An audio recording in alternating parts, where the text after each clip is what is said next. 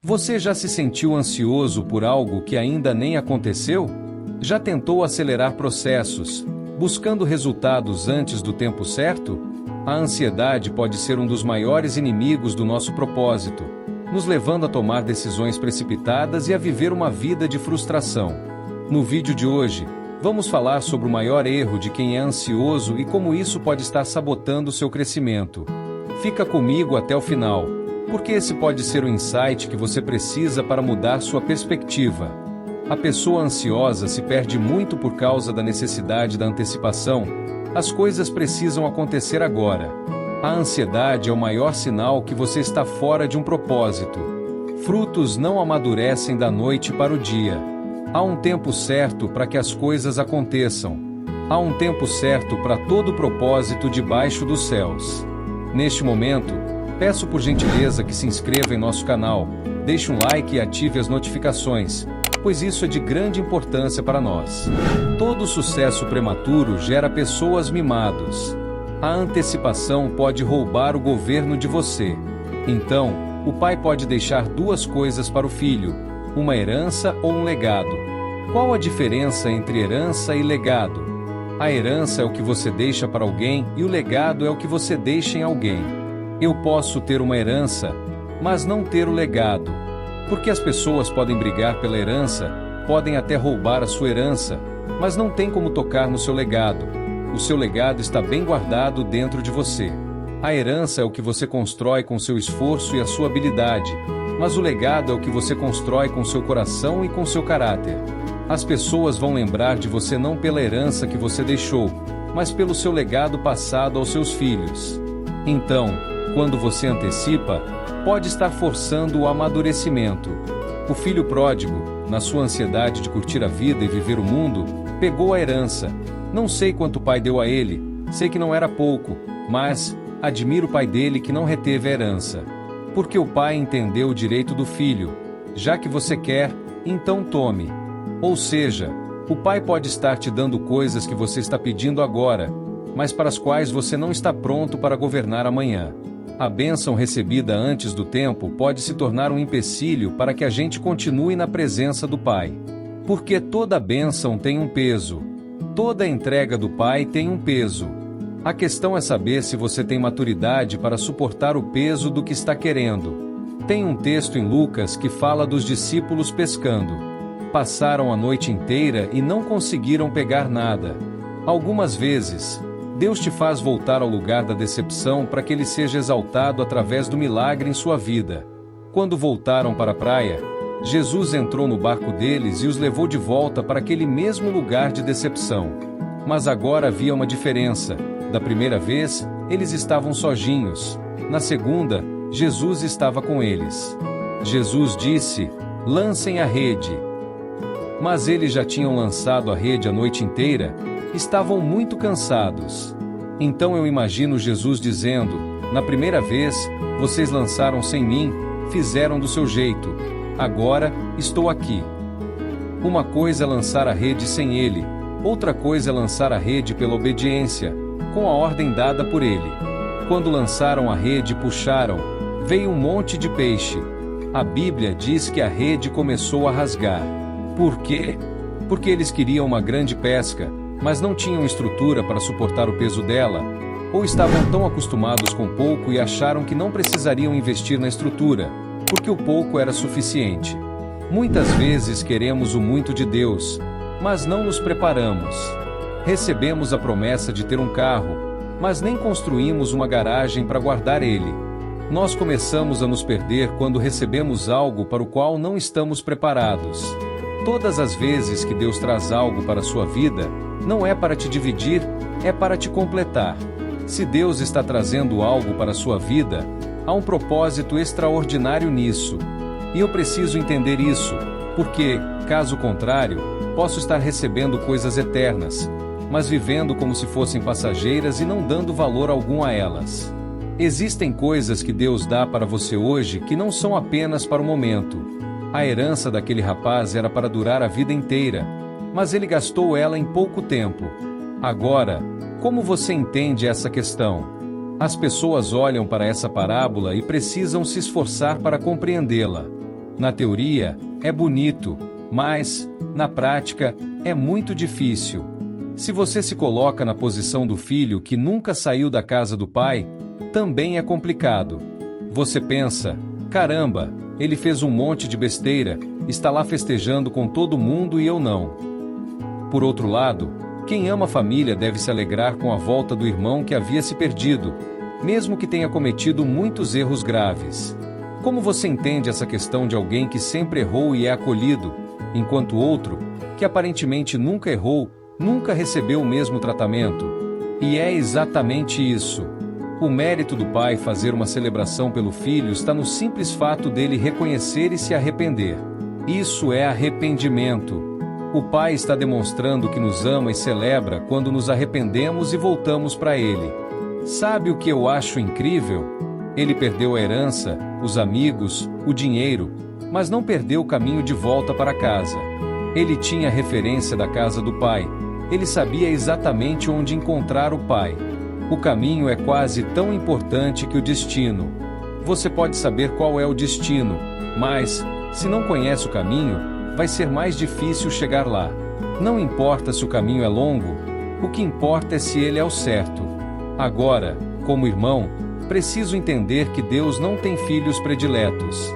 Mas, quanto mais você se arrepende e se entrega à paternidade, mais recebe coisas eternas e preciosas. O irmão que ficou em casa, naquele momento, estava numa sala de aula e precisava aprender a lição. Em vez de celebrar o retorno, ficou tão incomodado que disse ao pai: "Esse é teu filho." Repare que ele não disse "o meu irmão." Estava tão chateado que nem o reconheceu como irmão, apenas como filho do pai. Tudo porque o pai fez uma festa e sacrificou um bezerro cevado. Ele se revoltou e disse: "Sempre estive contigo, sempre fui fiel, nunca errei, e agora esse teu filho recebe uma festa." Hipócrita, batendo no peito e se julgando superior na presença do pai. Se dizia santo demais e achava o irmão pecador demais. Ele estava incomodado porque o pai fez um banquete para o irmão. Se eu não aprender a celebrar as vitórias dos outros, não estou pronto para celebrar as minhas próprias conquistas. Deus pode prosperar você apenas para despertar algo em mim que estava adormecido. Deus pode prosperar você para que eu me revele diante de todos. Ele pode usar o seu sucesso para me tirar da minha zona de conforto. O irmão não entendeu a lição. A questão não era o bezerro ou a festa, mas sim o fato de que o irmão estava de volta.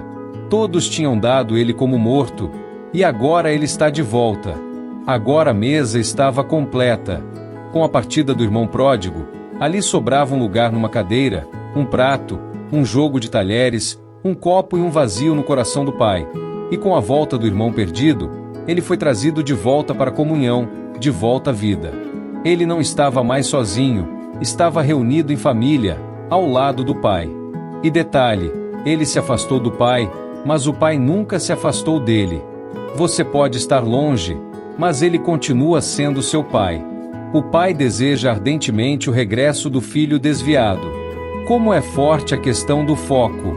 Quando o irmão voltou, o outro estava mais focado no que não recebeu do que no que acabara de ganhar. Ele olhava para o que o outro recebeu em vez de valorizar o que já possuía.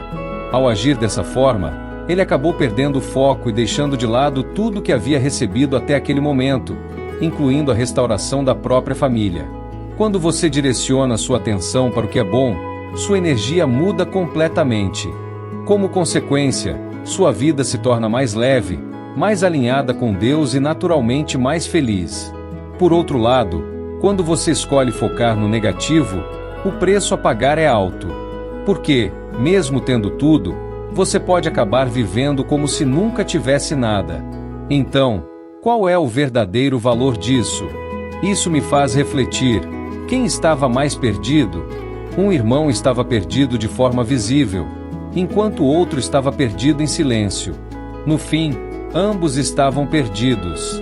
A diferença é que aquele que reconheceu sua condição se arrependeu, enquanto aquele que achava que estava no caminho certo, por não se arrepender, sofreu as consequências. No entanto, o pai permaneceu sempre próximo de ambos. Há uma grande possibilidade de acharmos que estamos na presença do Pai e não cometemos erros. A gente erra sim, e muito. Um estava distante fisicamente, o outro, emocionalmente. Um estava perdido no mundo, o outro estava perdido em casa. E sobre a questão da celebração, quem não consegue se alegrar com o retorno do irmão, será que pode realmente ser chamado de irmão? Quando o filho pródigo saiu de casa, a Bíblia relata que ele desperdiçou tudo o que tinha. Isso mostra que ele não soube administrar o que recebeu. As decisões moldam os destinos. O importante não é apenas quantas sementes você tem, mas se você sabe dar um propósito para cada uma delas. Se não souber direcionar o que recebeu, pode acabar se perdendo. Foi exatamente isso que aconteceu com ele. Saiu e gastou tudo, sem pensar no futuro. Viveu como se não houvesse amanhã. A vida não acontece no passado nem no futuro. Existem 2 dias em que nada pode ser feito. Um deles é o ontem, que já passou, e o outro é o amanhã, que ainda não chegou. A única chance de agir é agora. Você pode planejar o futuro, mas a ação começa no presente. Quando ele se viu sem nada, tentou recomeçar. Mas onde? Não foi perto do Pai, e sim próximo de um homem que criava porcos. Para os judeus, os porcos simbolizam impureza. Isso nos ensina que quanto mais distante do Pai ficamos, mais nos aproximamos de ambientes que não nos fazem bem. Quanto mais distante do Pai, mais próximo da sujeira. A Bíblia conta que ele desejou comer a comida dos porcos, mas não comeu. E isso nos leva a pensar sobre o desejo. Ele reflete nossas vontades e até mesmo nosso orgulho. Você já viu um porco comer à mesa? Não, porque porcos comem no chão, mas filhos comem na mesa. O objetivo do inimigo é tirar você da mesa para que se contente com o chão. Já o objetivo do Pai é te tirar do chão e trazer de volta à mesa. Se você está no lugar errado, sua vida não flui como deveria. Enquanto o filho estava distante do Pai, as coisas só andaram para trás para ele, até chegar no chiqueiro. O problema não é apenas estar em determinado lugar, mas quando esse lugar começa a moldar quem você é. O ambiente não pode contaminar seu interior. Ao contrário, o que está dentro de você deve influenciar o ambiente ao seu redor. No fim, o filho pródigo não se tornou um porco, apesar de estar entre eles. E então, algo mudou, ele caiu em si. Não foi uma percepção externa, mas interna. Foi uma retomada da consciência. Eu sei quem eu sou, e sei que estou no lugar errado. Aqui não é o meu lugar. Ele olhou para dentro de si e da sua verdadeira miséria e viu o quão sujo ele estava. Ele via a sujeira dos porcos, e percebeu que a sua sujeira estava maior, que deveria voltar para a casa do Pai e se lavar de toda a imundícia que havia nele. Este é o preço que se paga por se afastar do Pai. Quando ele partiu, acreditava que buscava liberdade, um estilo de vida sem restrições. Se afastou dos valores da família e mergulhou nos prazeres momentâneos. Mas quando perdeu tudo e voltou, seu irmão mencionou seu envolvimento com prazeres passageiros. Ele gastou tudo e, para piorar, uma grande crise atingiu aquela região. O problema não foi apenas ter desperdiçado sua herança, mas não ter considerado os riscos. Muitas vezes, achamos que podemos recuperar algo facilmente, mas não prevemos que, no momento mais vulnerável, uma crise pode nos atingir. Isso é um alerta. É preciso prudência para administrar a vida.